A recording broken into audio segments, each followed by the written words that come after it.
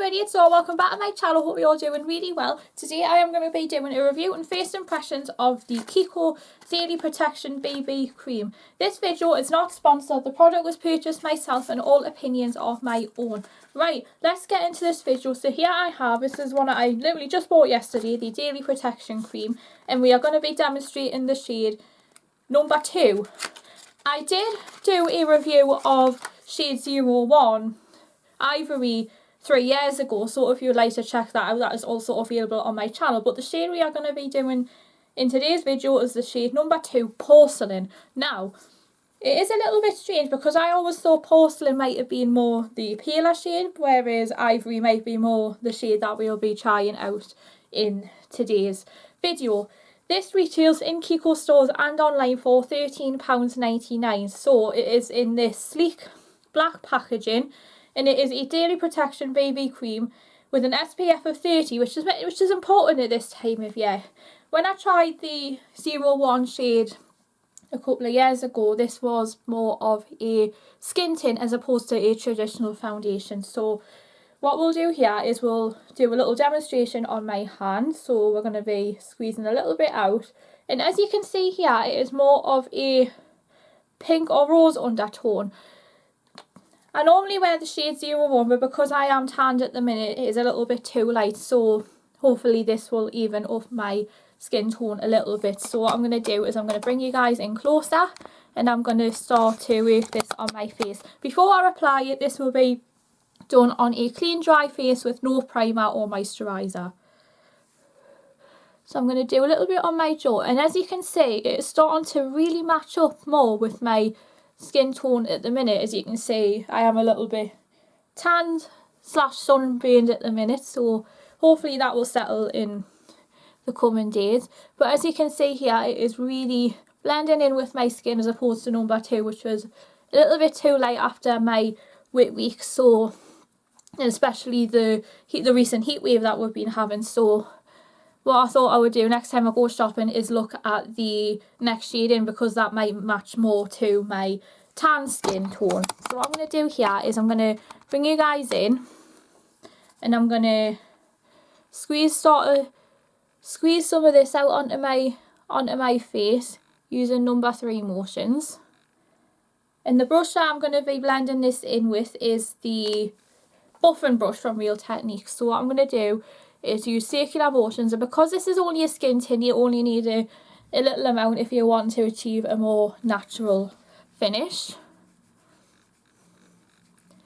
And from what I'm seeing in the light, it's got a slight yellow undertone to it, but hopefully this will dry down. This does not oxidise, so this will look more of a neutral undertone once it is set onto the face. So what I'm going to do is use that under my eyes.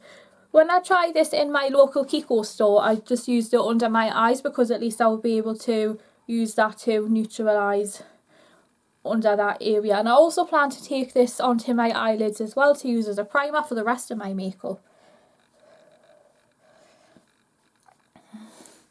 And as you can see, it is given a glowy effect to it as I am blending it in, so which is great at this time of year, because I know a lot of people, as we are well into the early stages of June, wanting to attempt a glow. So if you are after a drugstore skin tint, which is great for summertime because it's not too sticky or claggy, this is a great one. If you are looking for something that's more on the budget, the 17 second skin tint in the shade 03 would be a good budget friendly alternative. Okay, so as you can guys see, I've now blended that into my face, and as my window with the light coming in from the right hand side, it is really giving off a glow, as you can see, and which I absolutely love. It seems appropriate for this time of year. Often on days where I don't want to wear a traditional foundation, I'll often reach for something like this because it's nice and breathable, and also it's a invisible coverage, almost like my Rimmel Match Perfection, which is invisible, but you can also take it up to medium coverage. It also blends in with your true skin tone.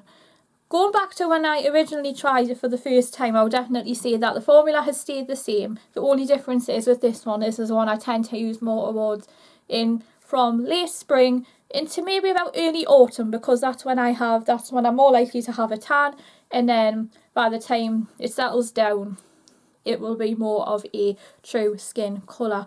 So guys, what I'm going to do is I'm going to do the rest of my makeup and I'll be right back later with the verdict of what I think of this. Hey everybody, welcome back. So the time is now 10 to 8 and as you can see here, the foundation has lasted quite a nice amount of time on there.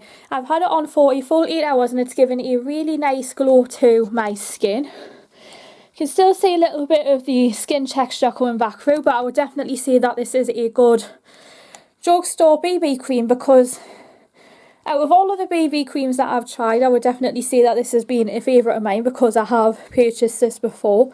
I do plan on getting a lot more use out of this, and I have a feeling that this will feature in a lot of my upcoming tutorials for summer and possibly maybe even the rest of the year. I mean, since we are only in the first week of June, there is plenty more to come out of this. If you enjoyed today's video, please be sure to smash the thumbs up button, hit the notification bell to be the first to hear any new content, and I'll see you all very soon for another video. Thanks for watching.